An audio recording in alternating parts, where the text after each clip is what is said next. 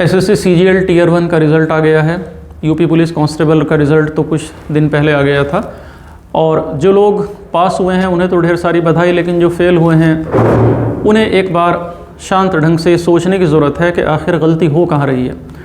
आप बार बार अगर written exam में फ़ेल हो रहे हैं कंपटीशन में, तो कहीं ना कहीं दोस्तों इसमें सच्चाई है कि आपका रास्ता गलत है। आपने जिस स्ट्रेटजी को फॉलो कर रखा है वो स्ट्रेटजी में गलतियाँ ही गलतियाँ हैं। मैं हमेशा इस बात पर फोकस देता रहा, पहले भी मैंने कहा कि देखो, जब तक आप अपनी हैंडमेड नोट्स तैयार नहीं करोगे और उनका रिवीजन आप नहीं करोगे, तो तब तक कामयाबी आपसे दूर भागती रहेगी। 3 टेक्निक्स, 3 वर्ड में मैंने अपनी स्ट्रेटजी को आपसे पहले बताया था, आज फिर दोहरा देता हूँ। आप SRP टेक्निक को फॉलो करिए। SRP टेक्निक क्या होती है? यानी स्टडी, रिवीजन और प्रैक्टिस। स्टडी के ऊपर 25% फोकस रखना है और 75% फोकस रखना है रिवीजन और प्रैक्टिस पर। रिवीजन और प्रैक्टिस मैजिक होता है कॉम्पिटिटिव एग्ज़ाम में, क्योंकि रिवीजन के बिना आप कितना ही साल भर पढ़ लीजिए, अगर एग्ज़ाम से पहले प्रॉपर रिवीजन आपने नहीं किया तो सारा पढ़ना पढ़ाना बेकार हो जाएगा। और रिवीजन दोस्तों करने का सही तरीका यह है कि जो नोट्स आप पूरे साल अपने हाथों से मेंटेन करेंगे, हाथों से ही मेंटेन करना पड़ेगा। आपको किसी की दी हुई PDF से पढ़ोगे तो हमेशा आप फेल होते रहोगे, हमेशा आपको ठोकर लगती रहेगी।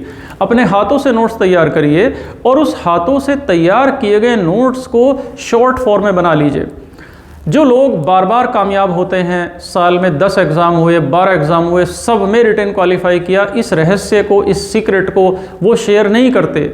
आप लाखों वीडियो देख लीजिए, कोई इस रहस्य को शेयर नहीं करेगा। लेकिन जब तक नैनो नोट्स में आप उसे नहीं बदलोगे, अपने नोट्स को, अपने हाथों से बनाए गए नोट्स को, तो आपकी मेहनत तो डबल होगी, लेकिन आपकी सफलता सुनिश्चित हो जाएगी, सक्सेस एंश्योर हो जाएगी। आप बिलीव करिए इस बात को। सपोज आपने 60 पेज का कोई सब्जेक्ट का नोट्स तैयार किया, तो आप उसको 1/5 कर लीजिए या 1/4 कर लीजिए।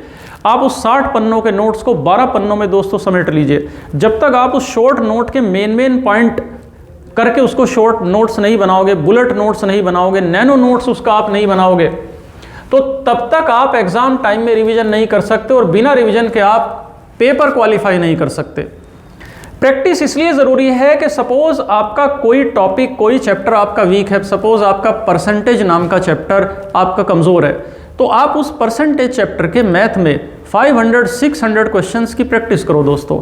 जब आप 500-600 सवाल उसके निकालोगे तो वो जो फियर फैक्टर होगा मन से वो निकल जाएगा, और जितनी दिक्कतें आनी होंगी वो प्रैक्टिस के दौरान आ जाएंगी, और आपका एक नेचुरल फ्लो बन जाएगा क्वेश्चंस को सॉल्व करने का, जो आपके कम टाइम में सवाल सॉल्व कराएगा। तो प्रैक्टिस भी ज़रूरी है, रिवीजन भी ज़रूरी है, स्टडी भी ज़रूरी है, लेकिन इन तीनों में इन 2 कंपोनेंट्स का रोल बहुत ज़्यादा है। 75% रोल आपकी कामयाबी में इन्हीं का है।